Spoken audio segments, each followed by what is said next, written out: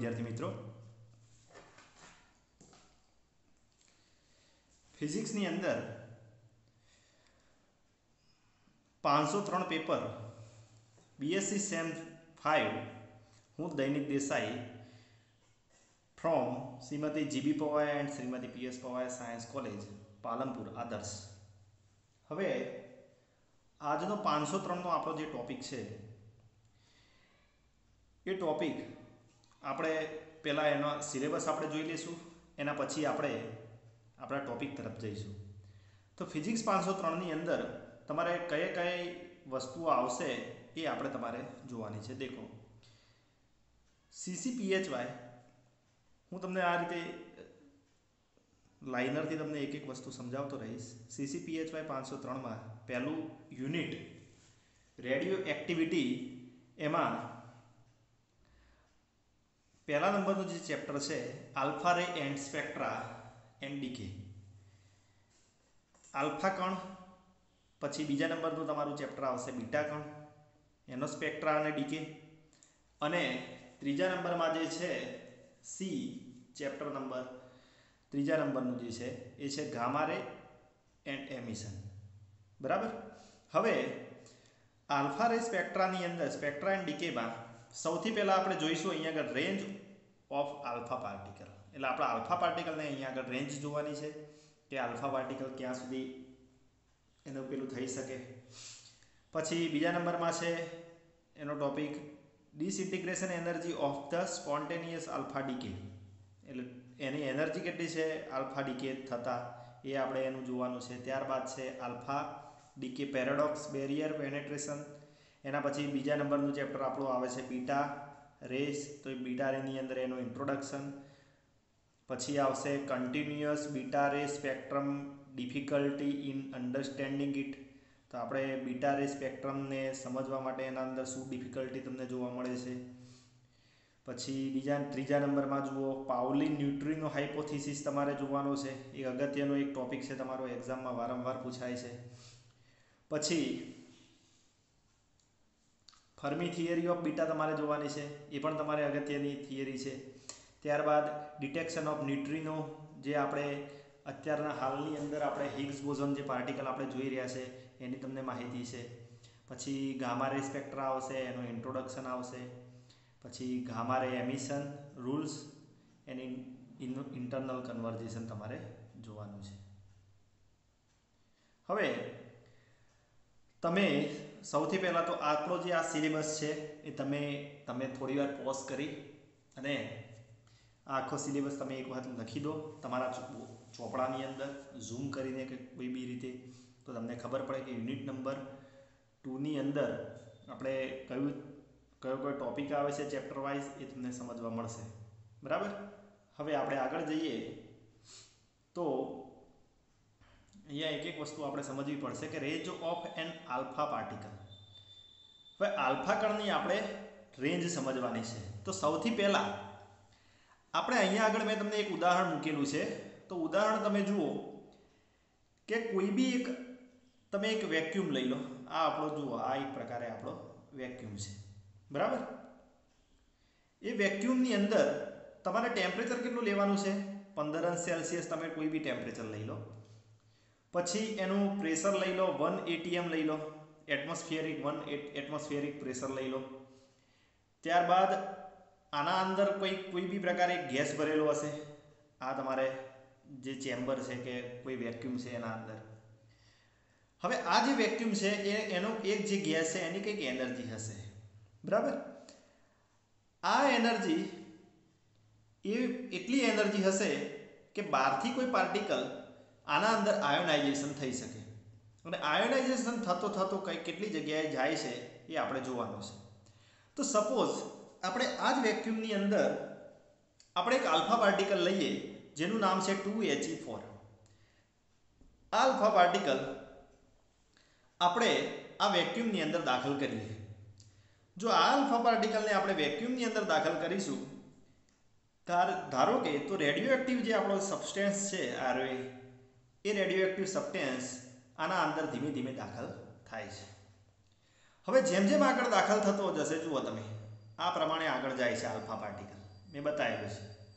તો alpha particle ધીમે ધીમે જેમ આગળ જાય છે એમ એનું ધીમે ધીમે આયોનાઇઝેશન થતું જશે. જેમ જેમ આયોનાઇઝેશન થશે એમ એનું અંતર પણ વધતું જશે. હવે આપણે આનો એક ગ્રાફ બનાવી દઈએ. જેમ કે અહીંયા દેખો એક આયોનાઇઝેશન છે વાય ડાયરેક્શનમાં અને એક્સ ડાયરેક્શનમાં છે ડિસ્ટન્સ અને આયોનાઇઝેશન. ધારો કે આ જે આલ્ફા પાર્ટિકલ જે છે એ ધીમે ધીમે જે આગળ જોયો તો એના ડિસ્ટન્સ પ્રમાણે અહીંયા આગળ આયોનાઇઝેશન એનું વધતું જશે. કોઈ બી ગેસની અંદર ધારો કે તમે કોઈ ધુવાળો છે એ ધુવાળાને તમે હવાની અંદર જોઈ શકો છો કે ધીમે ધીમે એ શું થઈ જાય છે, ગાયબ થઈ જાય છે. કારણ કે એનું ધીમે ધીમે એના અંદર એક પ્રકારે બધાની અંદર ફેલાઈ જાય છે. એટલે એનું અમુક પ્રકારે આયોનાઇઝેશન ધીમે ધીમે થતું હોય છે અને કેટલા ડિસ્ટન્સ સુધી થાય છે. બરાબર છે. તો અહીંયા આગળ આપણે જોઈએ કે આનું આયોનાઇઝેશન ક્યારે થશે. ધારો કે આ ઇક્વેશન આપણે જોઈ લઈએ કે કોઈ બી આલ્ફા પાર્ટિકલ છે એની એનર્જી ઈ આલ્ફા એ ગેસની એનર્જી Eg એના કરતાં વધારે હોવી જોઈએ તો અને તો જ એનું આયોનાઇઝેશન થશે. પણ જો એની એનર્જી ગેસની એનર્જી કરતાં ઓછી થઈ જશે તો આયોનાઇઝેશન શું થઈ જશે, સ્ટોપ આયોનાઇઝેશન, એટલે બંધ થઈ જશે એનું આયોનાઇઝેશન. બરાબર. હવે અહીંયા આગળ આ આલ્ફા પાર્ટિકલને આપણે જોયું ગ્રાફની અંદર કે વાય એક્સિસની અંદર આપણે આયોનાઇઝેશન લીધું છે, ડિસ્ટન્સ લીધું છે. તો જેમ જેમ આલ્ફા પાર્ટિકલ આગળ જતો જશે એમ ધીમે ધીમે ધીમે ધીમે વધશે, પછી એનું મેક્સિમમ થશે અને પછી જુઓ ધીમે ધીમે ઘટે છે. તો આ જે ધીમે ધીમે ઘટે છે તો નીચે એકદમ ઝીરો થઈ જાય છે. તો અહીંયા આગળ આયોનાઇઝેશન શું થઈ ગયું, ઝીરો થઈ ગયું.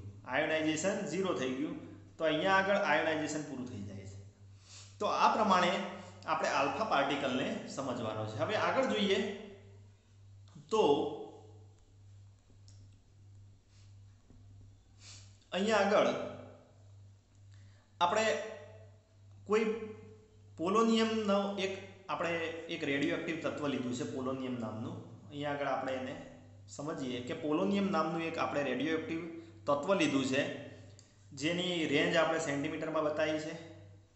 પછી અહીંયા આગળ શું લીધેલું છે કે આપણે number of ion pair produce પર mm ઓફ પાથ, એટલે પર મિલીમીટરે આપણે નંબર ઓફ આયન્સ કેટલા પ્રોડ્યુસ થાય છે આપણે જોવાનું છે. હવે અહીંયા આગળ જોઈએ કે પોલોનિયમ જે રેડિયોએક્ટિવ તત્વ છે એ ધીમે ધીમે જો એની રેન્જ ધીમે ધીમે વધે છે, પછી ધીમે ધીમે ધીમે એનું આયોનાઇઝેશન થઈ અને ધીમે ધીમે શું થાય છે, અંતર પ્રમાણે રેન્જ પ્રમાણે એનું શું થાય છે, ઝીરો થઈ જાય છે. બરાબર.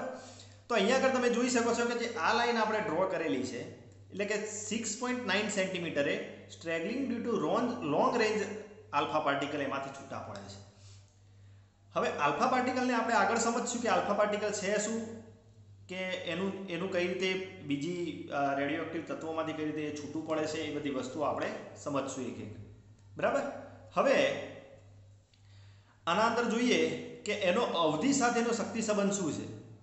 તો અહીંયા આગળ આપણે એક ઇક્વેશન લીધું છે આ અવધિ સાથેનો શક્તિ સંબંધની અંદર VQ = C'R. અહીંયા આગળ એક ઇક્વેશન લીધું છે. તો અહીંયા આગળ C' બરાબર તમારે જે છે એ શોષણ દ્રવ્ય પર આધાર રાખતો અચળાંક છે જેની વેલ્યુ છે એ અચળાંક વેલ્યુ છે, એટલે કે જે શોષણ થાય છે આપણે આયોનાઇઝેશન થઈ એનો દ્રવ્ય અચળાંક તમારો કેટલો છે, 9.6 × 10⁻28 પાવર ઓફ -28 થશે. બરાબર. પછી V0 જે છે તમારો શું છે, વેગ છે, એ સેન્ટીમીટર/સેકન્ડમાં હશે. પછી R જે છે તમારે અવધિ છે. આ જે તમારો R છે એ તમારે શું છે, અવધિ છે. હવે આ પ્રમાણે આપણે આગળ જઈએ તો અહીંયા આગળ બીજો એક આપણને એક ગ્રાફ મળે છે જે આપણે ગાયગર નટલરના નિયમ ઉપરથી આપણે સમજીએ છીએ. તો અહીંયા આગળ જુઓ x ડાયરેક્શનમાં તમારે એનર્જી લીધેલી છે મિલિયન ઇલેક્ટ્રોન વોલ્ટની અંદર. y ડાયરેક્શનમાં તમે જુઓ range in m alpha particle લીધેલા છે, એટલે જેમ જેમ એનર્જી તમે વધારશો એમ આલ્ફા પાર્ટિકલ કેટલા વધે છે. પછી અહીંયા આગળ જુઓ એક એનર્જી લીધેલી છે x ડાયરેક્શનમાં કિલો ઇલેક્ટ્રોન વોલ્ટની અંદર. અહીંયા આગળ રેન્જ y ડાયરેક્શનમાં લીધી છે રેન્જ ઇન એમ, એટલે કે અહીંયા જુઓ અહીંયા જે લીધેલું છે એ m પ્રોટોનની રેન્જ છે અને અહીંયા આગળ લીધેલી છે આલ્ફા પાર્ટિકલની રેન્જ છે.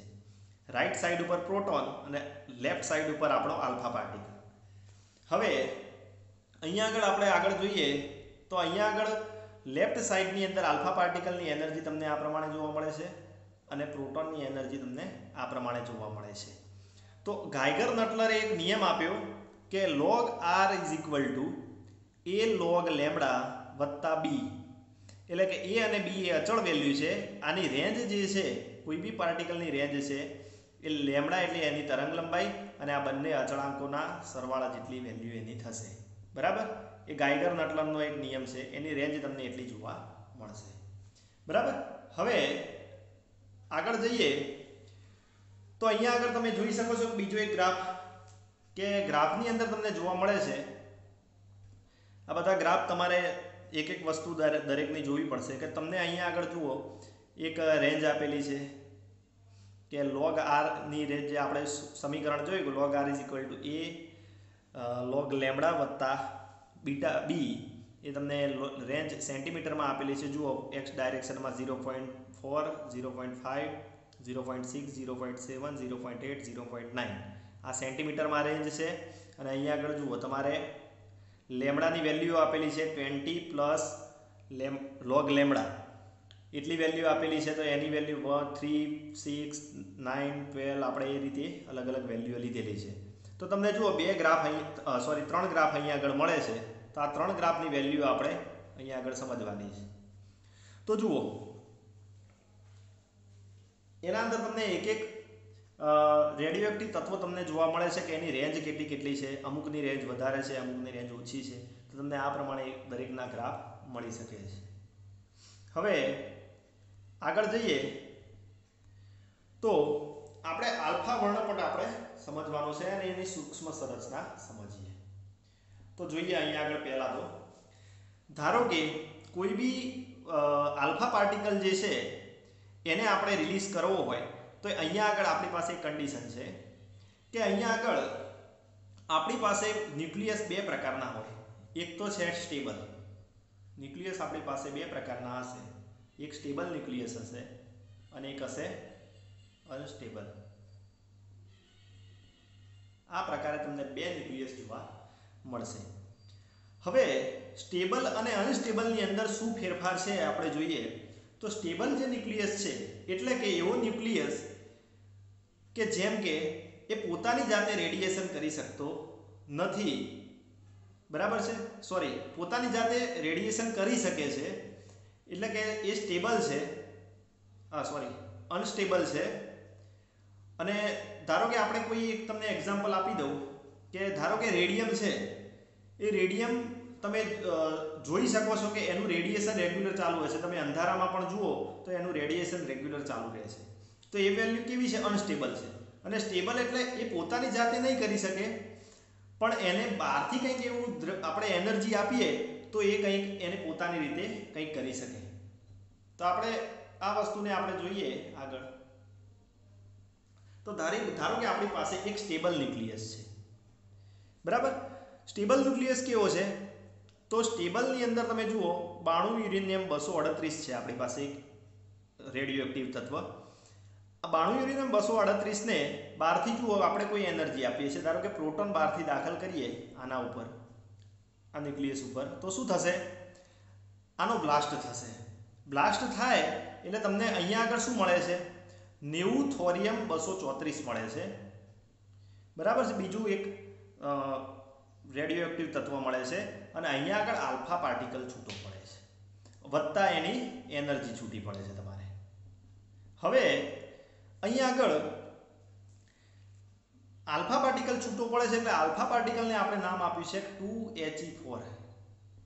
એટલે કે આ એક પ્રકાર હિલિયમ ન્યુક્લિયસ જ છે, એટલા માટે આપણે 2He4 નામ આપ્યું છે. એને પરમાણુ ક્રમાંક જે છે 2 છે અને પરમાણુ ભારાંક એનો 4 છે. બરાબર છે?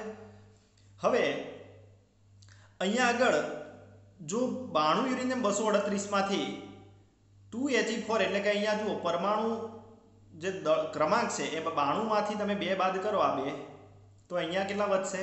90. અહીંયા આગળ 4 બાદ કરો પરમાણુ ભારાંકમાં, તો આ 4 બાદ કરશો તો કેટલા રહેશે? 234 થઈ જશે. 238 ના 234 થઈ જાય છે. હવે એવી રીતે આપણે એક ફોર્મ્યુલા બનાવી દીધી કે x એ જે છે એને આપણે શું નામ આપ્યું? Parents nucleus. શું નામ આપ્યું? Parents nucleus. અને y જે છે એને શું નામ આપ્યું? ડોટર. આપણે એને ડોટર નામ આપ્યું. એટલે કે જુઓ અહીંયા આપણે આને p થી નામ આપશું, આને આપણે d. અને આ જે છે બીજી બધી એનર્જી આપણે રિલીઝ થાય છે. એટલે કે પેરેન્ટ ન્યુક્લિયસ આપણો ધારો કે x કોઈ બી હોય, બરાબર છે, એને પરમાણુ ક્રમાંક z અને પરમાણુ દળાંક આપણે a કહીએ છીએ. અને એનો ડોટર જે મળશે y, એના અંદરથી તમારે કોઈ આલ્ફા પાર્ટિકલ છૂટો પડતો હોય તો એના અંદર 2He4 એટલે કે 2 બાદ કરવાના z માંથી, અને પરમાણુ દળાંકમાંથી તમારે 4 બાદ કરવાના. એ રીતે તમારે એક ફોર્મ્યુલા બનશે અને એમાંથી 2He4 તમારે બહાર આવશે. હવે અહીંયા આગળ જોઈએ તો તમારે આ ફોર્મ્યુલા ખાસ યાદ રાખવાની રહેશે. હવે આગળ જોઈએ તો અહીંયા આગળ આપણે એક ક્ષય વિભંજન આપણે જોવું છે. તો ક્ષય વિભંજન જોતા પહેલા અહીંયા આગળ આપણે જે ફોર્મ્યુલા આપણે આગળ જોઈએ, ફોર્મ્યુલા તમે લઈ લો કે zxa એનું જે તમને વેલ્યુ મળે છે y z-2a-4 2He4 q એટલે કે તમારી એનર્જી. હવે તમને એનર્જી કેટલી છૂટી પડે છે એ એનર્જી તમારે જોવી હોય તો આપણે આલ્બર્ટ આઇન્સ્ટાઈનનું જે સમીકરણ હતું E = mc² વાળું, જેને ઊર્જા બરાબર તમારે એનું દળ વત્તા એના પ્રકાશના વેગ જે છે એના સ્ક્વેર જેટલું તમારે થાય છે. તો આનું જે ઇક્વેશન છે E = mc², એના અંદરથી આપણે ડેલ્ટા mc² લખીએ એટલે કે એનો તફાવત.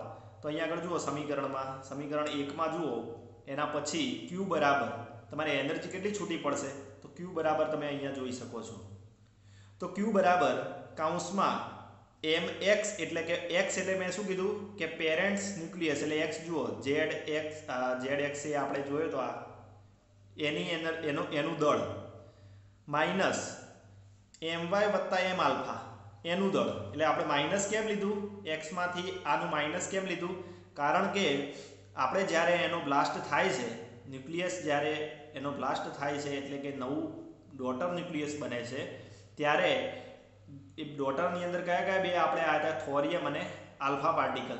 તો થોરિયમ અને આલ્ફા પાર્ટિકલનું જેટલું દળ છૂટું પડ્યું એટલું પહેલામાંથી આપણે બાદ કરીએ, બરાબર છે, વત્તા એનો વેગ કેટલો હતો તો એ આપણે c² વડે આપણે દર્શાવી શકીએ, બરાબર. પ્રકાશનો વેગ આપણે ગુણાકાર કરવાનો. તો આપણે એની એનર્જી કેટલી છે તો q = Ty + T આલ્ફા. એટલે કે અહીંયા આગળ જે 12 કાઇનેટિક એનર્જી સ્વરૂપે, એટલે આપણે કાઇનેટિક એનર્જી ઓફ y ની એટલે કે થોરિયમ ન્યુક્લિયસની કાઇનેટિક એનર્જી અને kinetic energy of alpha particle, એ બંનેની કાઇનેટિક એનર્જી આપણે લઈએ. તો અહીંયા આગળ Ty ની કાઇનેટિક એનર્જી છે 12 mv². તમે જાણો જ છો ગતિ ઉર્જા 1/2 mv², અને આલ્ફા પાર્ટિકલની 1/2 mv². હવે m હોય ત્યાં તમારે y પાર્ટિકલ લખવાનો, અને v હોય ત્યાં પણ તમારે y લખવાનો છે, ત્યાં આલ્ફા પાર્ટિકલ લખવાનો છે mv² માટે. હવે વેગમાન સંરક્ષણના નિયમ મુજબ, વેગમાન સંરક્ષણનો નિયમ શું છે તો અહીંયા આગળ જુઓ p = અહીંયા આગળ p1 + p2 લઈ લઈએ, બરાબર છે. જ્યાં p એટલે શું છે? કુલ વેગમાન, અને p1 + p2 એટલે કે થોરિયમ ન્યુક્લિયસનું વેગમાન, અને આ છે તમારે આલ્ફા પાર્ટિકલનું વેગમાન. એ રીતે બંને લઈ લઈએ અલગ અલગ. હવે અહીંયા આગળ જે કુલ વેગમાન છે તો કેવું છે? 0. કુલ વેગમાન 0 થવાનું હોય તો વેગમાન સંરક્ષણનો નિયમ છે. તો અહીંયા આગળ થોરિયમ ન્યુક્લિયસનું વેગમાન અને આલ્ફા પાર્ટિકલનું વેગમાન, py ને તમે કરતા બનાવો તો -py તમારે થઈ જશે, p આલ્ફા થઈ જશે. py બરાબર p = mv સમીકરણ જ છે. p = mv મૂકી દો, અહીંયા પણ p = mv મૂકી દો. હવે મેગ્નિટ્યુડ બરાબર તમારે શું થશે? બંનેની જે ડાયરેક્શન જે છે એ બંને ડાયરેક્શન અલગ, ઓપોઝિટ ડાયરેક્શન છે, એટલા માટે માઇનસનું પ્લસ થઈ જશે. હવે vy ને તમે કરતા બનાવશો તો શું બનશે? આ સમીકરણમાં m આલ્ફા upon my તમને મળશે. હવે આગળ આપણે જઈએ આના જ ઇક્વેશનની અંદર, તો સમીકરણ જે આપણું 3 હતું આગળ, એ સમીકરણ 3 નો ઉપયોગ સમીકરણ 2 ની અંદર તમે કરો. એટલે vy ની તમને જે વેલ્યુ તમે મળી એ વેલ્યુ આ સમીકરણની અંદર તમે મૂકો તો શું થાય છે? તો જુઓ, vy ની જગ્યાએ તમે આ સમીકરણમાં વેલ્યુ મૂકી દીધી. ત્યારબાદ તમારે સમીકરણ શું થશે? હાફ m આલ્ફા, આને તમે કોમન કાઢી દો તો કોમન કાઢશો તો તમને આટલી વેલ્યુ મળશે, સમીકરણ નંબર 4. સમીકરણ 4 મળ્યા પછી આ my ને અહીંયા સાથે એક સાથે ગુણાકાર કરો તો તમને આવો એક ફોર્મ્યુલા મળે છે. બરાબર. હવે આ જે m આલ્ફા પ્લસ my ભાઈ my એને તમે શું કરશો? આ q ની સાથે આના સાથે મલ્ટીપ્લાય કરી દો અહીંયા લઈને. પછી તમને half m alpha v alpha તમને મળશે. હવે આ સમીકરણને તમે જાણો છો કે t આલ્ફા આપણે કહીએ છીએ. t આલ્ફા બરાબર તમે જાણો છો. હવે m આલ્ફા my એટલે તમે શું કહો છો? તો my એટલે કે તમે અહીંયા આગળ આ સમીકરણને તમે અહીંયા લઈ જાઓ તો my બરાબર તમારે શું થશે? my એટલે કે થોરિયમનું તમારે શું છે? પરમાણુ દળાંક. તો એનું દળ કેટલું છે? a-4. એટલે કે તમારે y પાર્ટિકલમાં તમે લખતા ને a-4, અહીંયા z-2 એવું લખતા. એટલે એનું પરમાણુ દળાંક કેટલો છે? તો પરમાણુ દળાંક છે a-4. તો એ ક્યાં લખવાનો? અહીંયા. પછી વત્તા 4 એટલે કે m આલ્ફાનું દળ કેટલું છે? તો આપણે m આલ્ફાનું દળ શું લખતા? 2he4. એટલે દળ કેટલું છે? 4. તો પહેલા m આલ્ફા બરાબર કેટલા તમારે લખવાના? 4 લખવાના વત્તા my પાછા તો a-4. પછી એ 4 ઉડી જશે તો અહીંયા a-4 upon a. તો તમને q બરાબર તમે કરતા બનાવો તો તમને આવું એક સમીકરણ મળશે. હવે અહીંયા આગળ જોઈએ તો આ જ સમીકરણનો ઉપયોગ આપણે આગળ કરી અને અલગ અલગ આપણે એક એક્ઝામ્પલ લઈ શકીએ.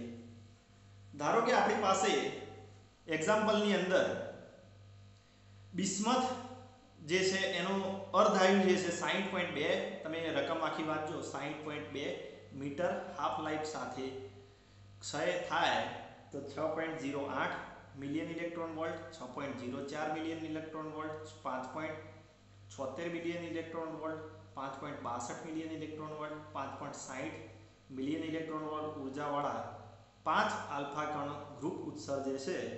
તો વિભંજન ઉર્જા તમારે ગણવાની છે અને જનિત ન્યુક્લિયસ કયું હશે એનો લેવલ ડાયાગ્રામ તમારે દોરવાનો. એનો ડાયાગ્રામ આપણે દોરીશું.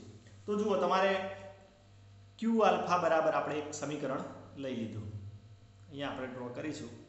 q આલ્ફા બરાબર તમે શું લઈ લીધું? a/a-4 t alpha. હવે કાઇનેટિક એનર્જી કેટલી છે દરેકની? ધારો કે અહીંયા આગળ q alpha 1, q alpha 2, q alpha 3, q alpha 4 ને q આલ્ફા 5. આપણે 5 છે એટલે 5 માટે એનું એ જ સમીકરણ આ લખી દેવાનું. q આલ્ફા 1 એના અંદર a ની વેલ્યુ કેટલી છે? એટલે કે a એટલે કે શું થશે? તમારો પરમાણુ દળાંક એટલે 212 છે. પરમાણુ દળાંક કેટલો છે બિસ્મથનો? 212.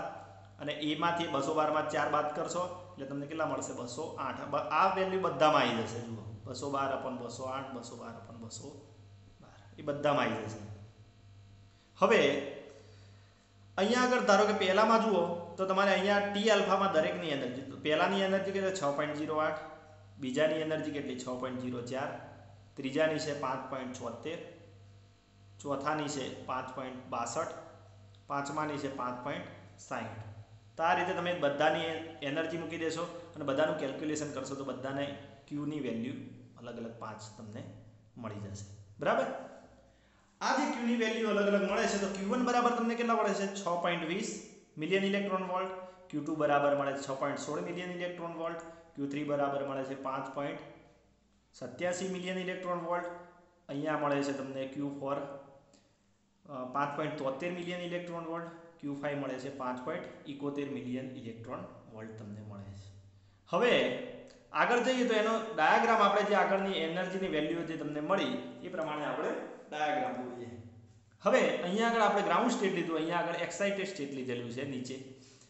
તો અહીંયા બિસ્મથમાંથી તમને જે આ બીજો રેડિયોએક્ટિવ તત્વ મળે છે 2He4 જે તમને મળે છે અને આ એક રેડિયો એક્ટિવ તત્વ મળે છે અને રેડિયો એક્ટિવ તત્વને અહીંયા લખી દીધો, બિસ્મથને અહીંયા લખી દીધો, કારણ કે ગ્રાઉન્ડ સ્ટેટમાં શું હશે બિસ્મથ અને એક્સાઇટેડ સ્ટેટમાં તમને ટીએલ મળશે.